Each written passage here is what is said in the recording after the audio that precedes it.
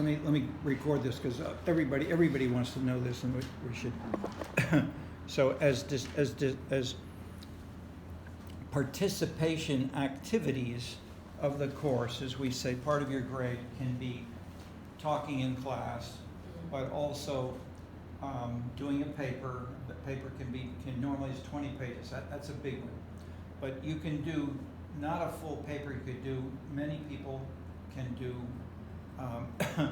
comments, which can be to yourself. And ideally, if you say you read, make some notes to yourself, but then ask questions or criticize, or where could it be different if we're in a different country or different region of the U.S., something like that, or youth versus elderly or whatever.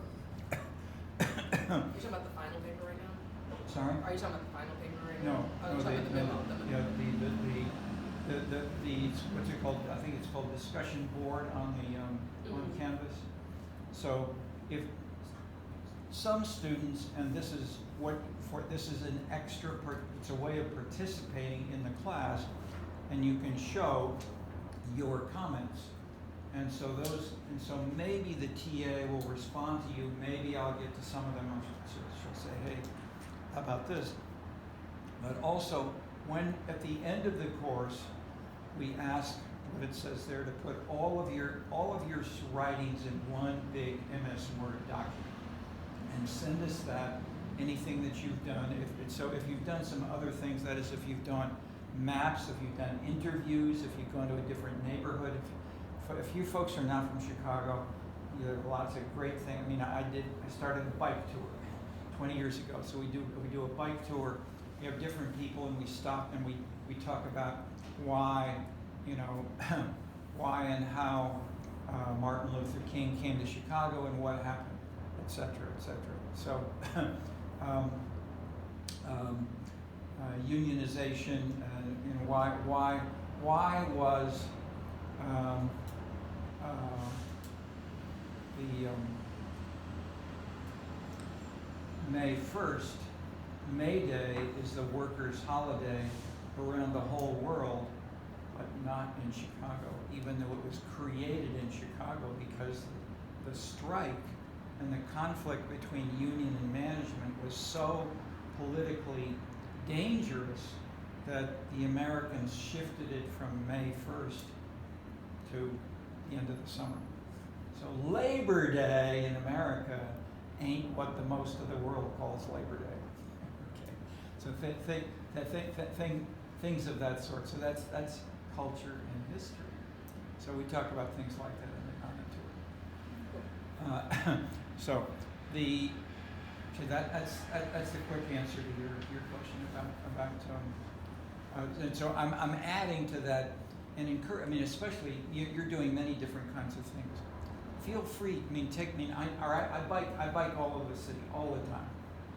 I carry now in the last 10 years. I take an iPhone with me, or a phone. Stop and take a video. Talk to some people.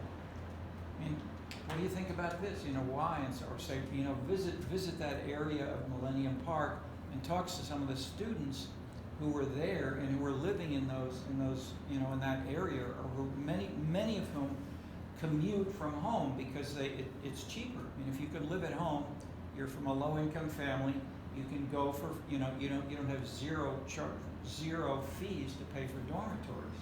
If you come from so where are you from? I'm originally from Mississippi. I've lived here for like 4 or 5 years now. Okay. What part of Mississippi? Near Jackson. Near Jackson. Okay. Great. I'm a fan of the Faulkner. I got that. Okay. Faulkner writes a lot about Mississippi. I'll add. When I lived in the South for some years, and when I was moved to Connecticut at 12, the kids in the school beat me up because I had a funny accent, and so only then did I say, "Am I a Southerner?" I wasn't really sure. Okay, so Faulkner I then read, trying to understand some of the South and how it's different, and he knows more than most sociologists. Okay, but sociologists are trying to catch up. the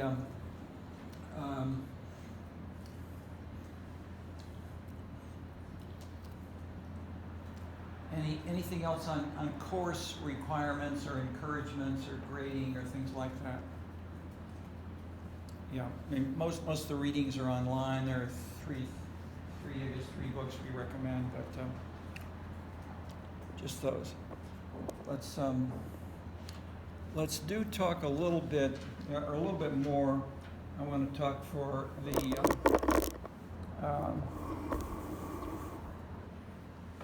some of the readings today. As we've taught with big points in the whole course in this discussion very well, and that's been wonderful to put the pieces whole together. But I want to try to continue that and include a couple of the specific readings for this week. First is the chapter on the home in Silver and Clark, and I asked you what thoughts you had about the differences between Toronto and Chicago, and I made the point that Toronto is the opposite of Chicago. So I told you about the Chicago part was really top down. Daley really created that cultural mile.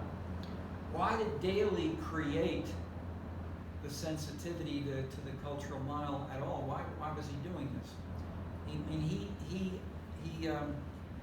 He was, that is, most people, including most Chicagoans, and much of the book is written about the Daleys, treat them as father and son.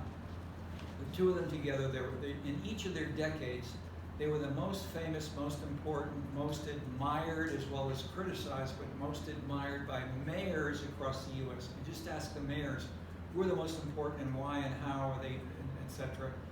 Daley, one, and then Daley, two. But they were drastic. This is my addition, though, is they were very different. That most people put them together.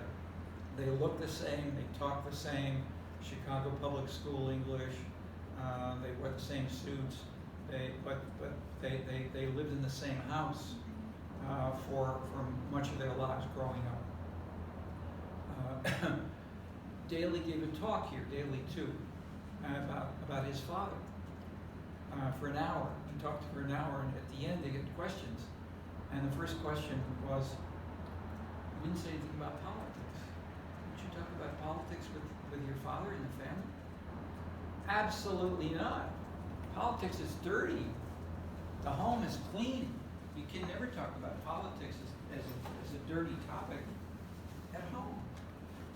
And people thought he was lying. But he's not. Okay. So, did he do things which they didn't talk about at home? For sure. Both of them did. They did a lot. I mean, they were deeply embedded in politics. But where and how did the politics change of Chicago? What was the biggest change? And I've been doing an oral talk, but don't get too much. When Harold Washington was running for mayor, I called up his campaign manager, who was Bill Grimshaw. I knew it was he'd written the best books on black politics in Chicago. And I said, Bill, this is going to, that is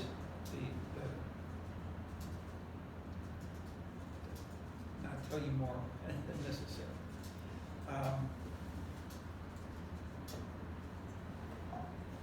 Daley, too, followed more the politics of Harold Washington than his own father. What does that statement mean? In Harold's words, as a candidate, Harold Washington ran as a so-called machine candidate. He ran twice for mayor and got no votes. His own father had been a machine organization man. He then, during the campaign against Daley, he was running against Jane Byrne, who was the incumbent, and one more, who was I'm sorry. Daley and Jane Byrne were both Irish Catholic, white. Harold Washington was black. The Irish Catholic vote and whites were divided within the Democratic primary. If they divided the vote and they each got 33 1/3, he then got 33 1/3 and about one vote, and he won. So he became mayor because being Democratic Party winner in Chicago means you're the mayor. And so what he did, which then got him 33 1/3 votes, not just from the blacks, he got from white voters. And why did they see this? And it was reform, attacking corruption and attacking the giving of the clientelism, the patronage, and the like. And this is now the biggest issue around the world today. And Daley too learned that, and Daley too publicly would nevertheless attack corruption in this way. And so privately there were other things called the Hispanic Democratic Organization, was his own little party. So he did do stuff, and he did do stuff under the table. But as publicly, that he would always attack this, whereas his own father was attacked by, when his own father was attacked by, why'd you give your sons those insurance contracts from the city government? And his father's famous answer was, at least reportedly, it's a father's duty to help his sons. This is the way Trump talks about his family, talks about his daughter. Most Americans say this is immoral, corrupt, and irresponsible, and they should go to jail. So most Americans would say that, but Daley one said the opposite. Okay. So Daley too reversed the position of his father. Daley too said, we want reform. And he didn't invent it, nor did Harold Washington invent it. Harold Washington heard it from the citizens, and his policy advisor and chief speechwriter was Bill Grimshaw. And I called up Bill and I said, my God, you're going to win. And this is going to transform the city and all kinds of things that we know and say about Chicago. You've got to really write this down. He said, oh no, Terry, I'm too busy. Hung up. I called him back a month later. I said, Bill, you've got to do this in some way. He said, oh, I'll listen. And on one condition, Terry, what's that? I said, what's that? Do it with me. So we did it together. And we interviewed after the election. And so then I worked also in City Hall for Harold Washington when he was mayor, and saw a lot of these things both inside and outside. And then his chief of staff, Ernie Bearfield,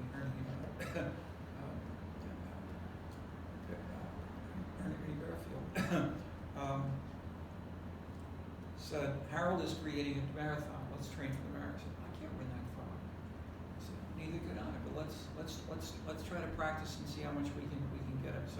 So we managed. We finally got up there, and I did 3 marathons in Chicago, New York, and Paris. Chicago, LA, and Paris. And never since. And my answer is never run a marathon unless you're in perfect shape. And I've had broken bones, and it was awful. But the point is, part of the reform was to do cultural stuff like sports, and to use the lakefront, and to build up the music and the cultural activities of Chicago. Jane Burns started this really, and even though she made a lot of things, she was also the most clientelist, patronage-oriented mayor ever in terms of the amount of money. But she also was very popular in terms of launching Chicago Fest. And so we now have 4 months of summer cultural activities, which have really driven the city into a whole new economic base. You knock on City Hall after that, and this is no longer hogs, this is no longer financial futures, it's no longer industry and whatever. This is culture and tourism and entertainment is the economic base of the city. And that, in that sense, we're like the Shanghai as part of the cultural park. Okay. So, all right. So how does that relate to where we are in terms of the readings? I'm talking of the machine and reform, but these are still top-down policies. These are closer. The best book about Chicago's traditional machine was a specialist on the Soviet party system. Milton Rakoff at UIC is called about that. Toronto is closer to Tocqueville's America, and that there are lots of little arts organizations all over different neighborhoods in Toronto, and they're very important.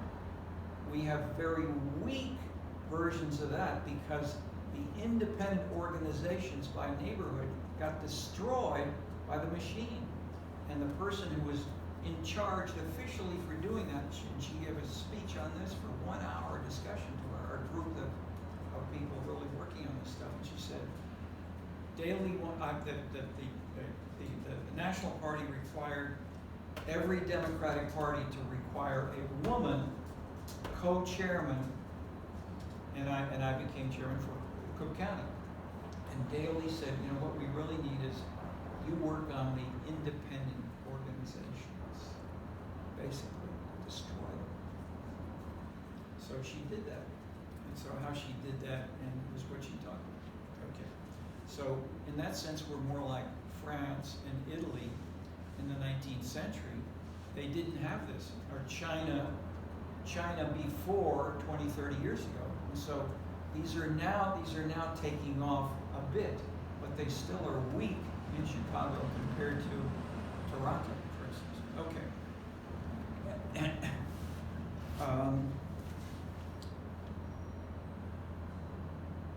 Hee Sung Jong did her PhD, including architecture, beauty, aesthetics, and how cities are changing themselves. And specifically, she wanted to look at some specific policies.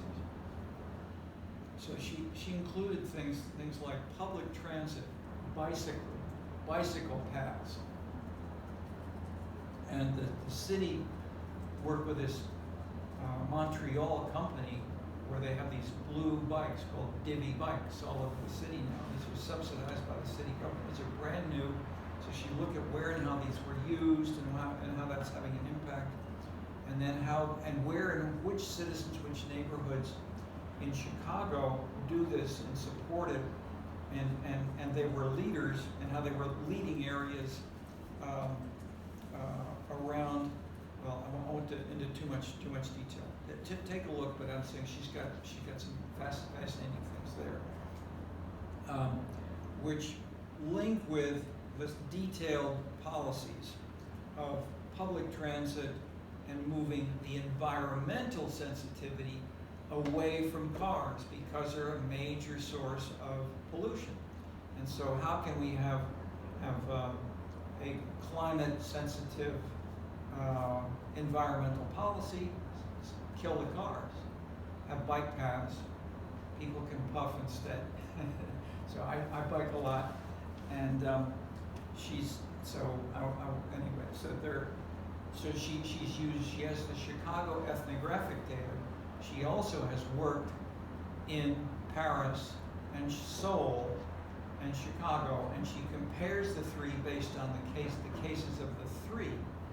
And third, she has national data where we've already collected this from other sources, with other students and me. And she used the national data for every zip code in the United States, and in parts of Korea and in parts of France. So we can use the quantitative modeling of where and why, and can do multi-causal analysis at the same time as she's got ethnographic stuff. And she did this, I think, in only 4 years from beginning to end. So it was faster than most of our PhDs here by far. So she's very smart and pretty good. And she has a website on what she's done now. Okay, let me push. If anybody look at either of these readings and they want to ask any questions about it with Scenescapes or Hee Sung Jong. I hear a little bit of a maybe in somebody's head. Yeah, I read one of these designs. Go ahead.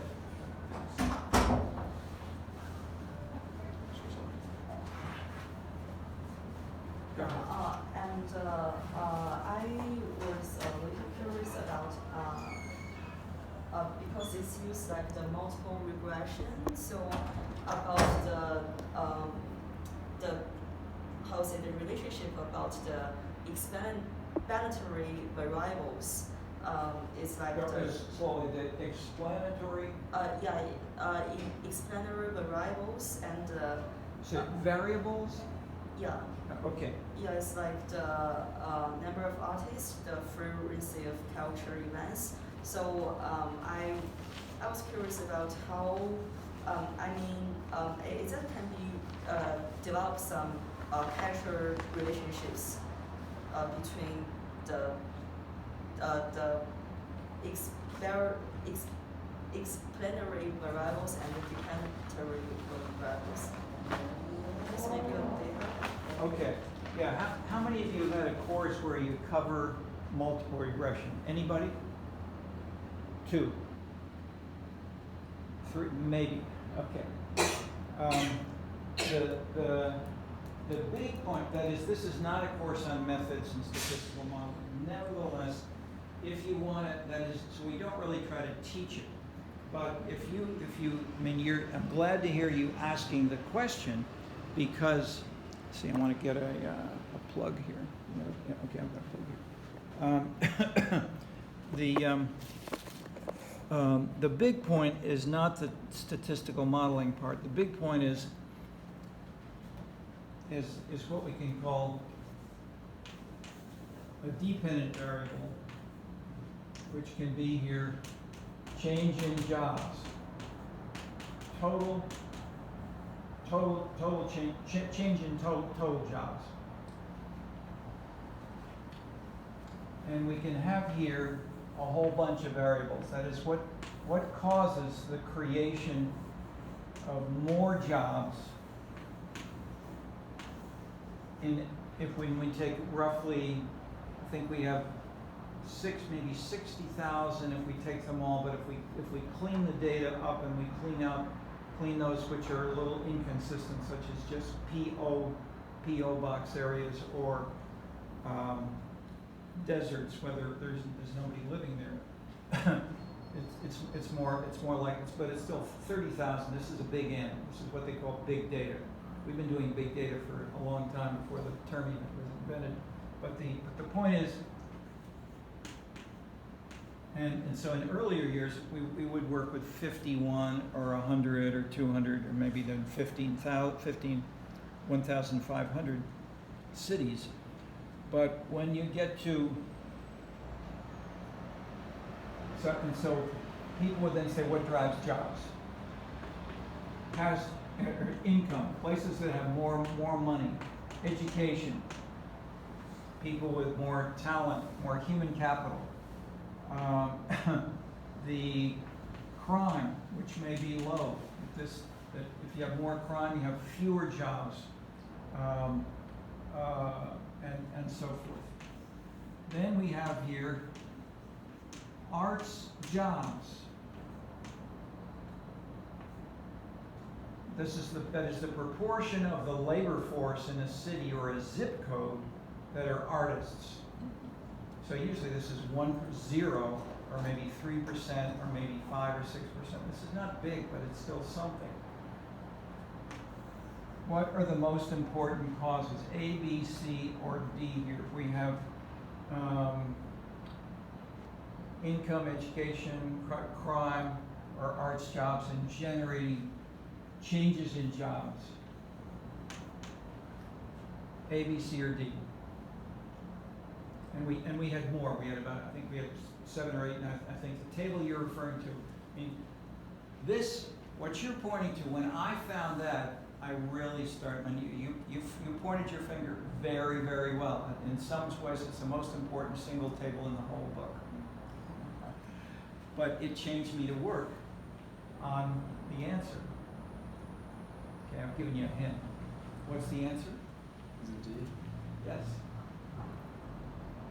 More artists in a little zip code drive the whole growth of the economy. Nobody had found that before. Nobody had published this. Putnam wrote this book about bowling alone. America's going to the dogs, so people are going to, etc. Go ahead. Is it a causation, or has it been shown that it's a causation relationship, or just correlated to already being a more affluent area, and that's why there's more arts jobs? That's the first question, of course, well, you're asking two questions, but that's the first question.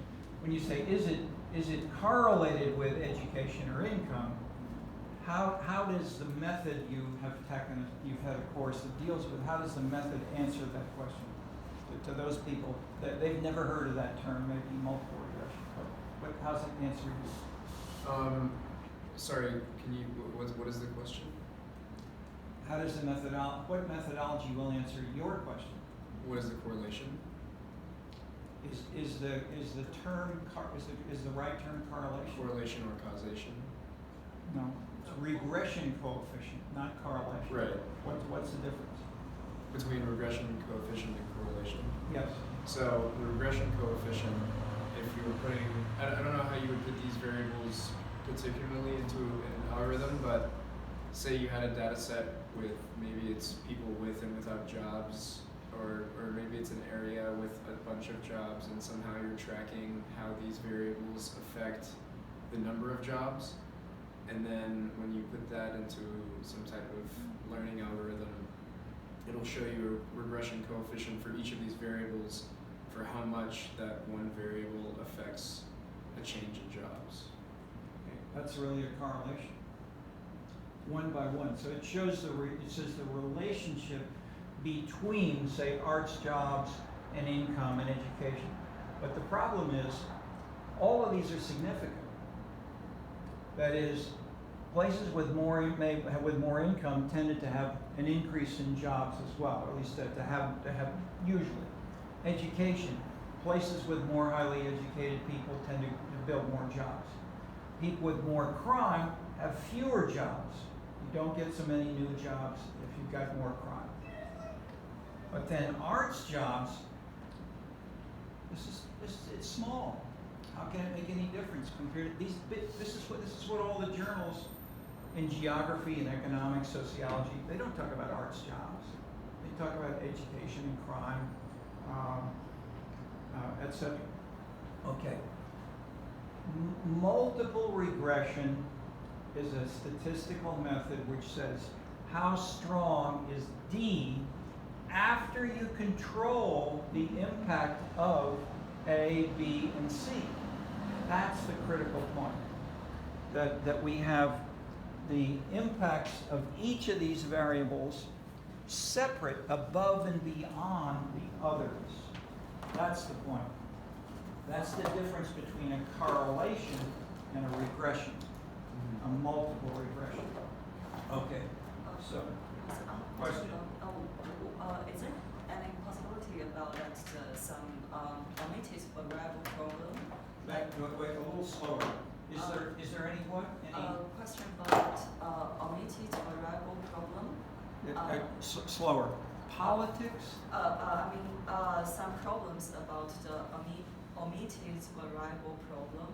Yeah, like the A is related to B, like the car is related to the income, and crime is also related to the income. Yeah. Okay.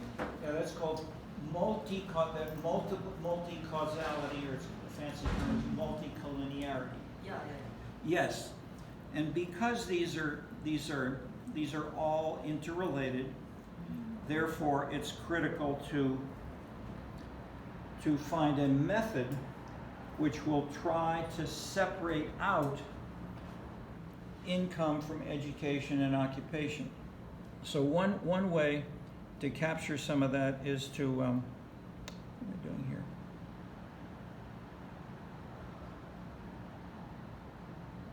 This guy's got to go into,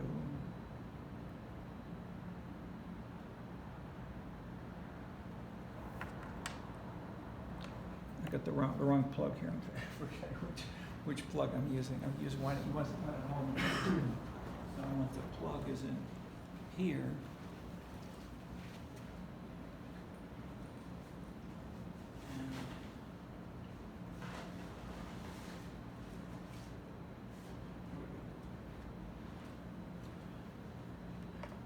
What you can do if you're, and that is, Yes, I mean, what you're asking critical foundational questions always. And what you can do is look at, and if you have 51 cases, for instance, as I did for years, I would say not to simplify very much, it's almost impossible. You need 1,000 or 2,000 or 5,000 cases because you want to have a large enough numbers of cases that you can find the separate income of each of these things from each other. The income, education, crime. You want to have some. So that's why we have 30,000 zip codes.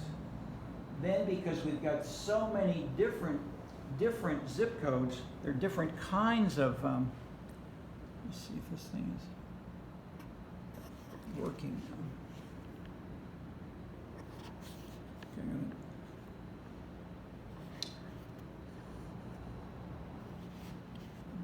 pretty sure this is working.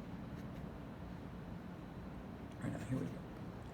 Unplug this. I'll test it over here. That's working. Okay, that's good.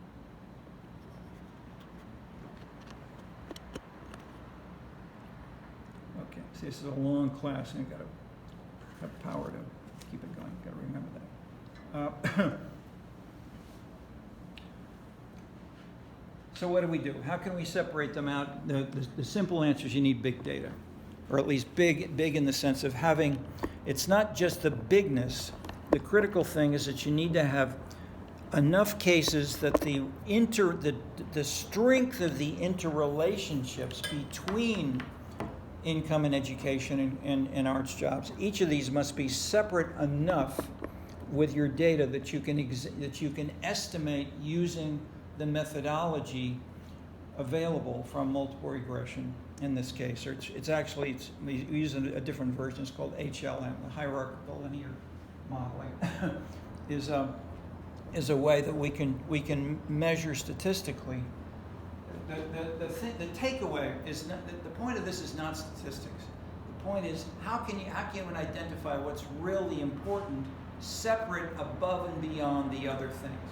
And the simple point is this is called multi-causality. It's not no one thing alone is the cause. All of these drive jobs, and there are many others. So in the table from that you're referring to, we have big circles that are black, and then small, medium, and then smaller, small. To summarize, we don't have the numbers because we're trying to make it very simple and readable. But at the appendix, we show how it's there, and all this stuff is what we did to generate the circles. But the simple point is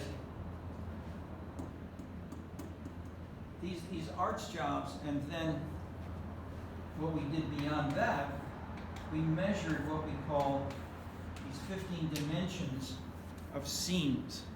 And these were self-expression and the self-expression, and the other one was transgression, I think. So these are value. These we give these value labels, but we get these measured here from types of shops that are more numerous. So transgression could be measured by a tattoo parlor or nightclubs, potentially. Self-expression could be measured by it's in those sections that you can see. So I don't want to go too far, but I will have to answer the second question, which is interrelated. One is associational. Once you have one of these things, maybe they're all. The question is we call spuriousness. Is it the arts job, or is arts jobs spuriousness? Because the real driver is that our arts jobs in cities or I should say zip codes, and arts jobs where we have these zip codes are really not the cause. It's income which really drives it, or maybe education. And the answer to that The simplest answer is to try to assess, is it causal or not? Is it causal or is it spurious? And the simple answer is if you've got data over time, ideally you get a big N over time, look just not at the level, but look at the change. And then if you have a change, which came first? And so if you say, if it's clear that, and not for everything, but for each individual zip code, you want to see how much was there a little bit of an increase in jobs, how big an increase in jobs, how big an increase in income, and so forth. and then the other way we term this, which is not the simple term, is called the chicken and egg problem. That is, we have, we can have total jobs and arts jobs, and we have an A and a B. That is, over time, you can say here's one egg, now here's a chicken, and here's more, that is, there are more eggs. So over time, which came first was an increase in the size of total jobs, and how big is, and which, how much. Well, another way that I think I showed it. I think I gave you a map last time. We gave you a map of the whole U.S. and I gave you the answer to this question, because what it showed was the American South, Mississippi, up through rural Illinois and the Midwest is red, and it says that the causal driver is stronger for A is stronger. Whereas in the two coasts, in New England, Washington, D.C., California, B is stronger. So what this says is that arts and aesthetics came first historically and are driving more, the arts jobs are working more visibly and powerfully in New York and Boston and Cambridge and New Haven than they are in rural Illinois. But in Chicago, here's the conflict between Chicago and downstate. In Chicago, entertainment is driving the whole economy. So that the city government is saying, that this is the driver of our Chicago industry. That's it. Okay. So I've taken a little more on time on that. This is a major point for the whole course, is to think, to see and be able to talk about how the arts and cultural activities are critical to incorporate, but not to see them totalistic. No one. Life is multi-causal. Life is, and we add, and when all of these added up together, tend to generally explain about, what would you guess? 100%, 80%, 50%. Two of you had stat courses. What percent would you guess? And I'll say for this equation in this book, and I'll say the same answer for biology, for medicine, for economics, sociology. If you look up any place where you have something like this, say, how much variance is explained, or it's called, look for footnote, the adjusted R squared. How much variance is explained by the model? By this model? Yep. And I would say the same, because the same result is basically what you find in all of these.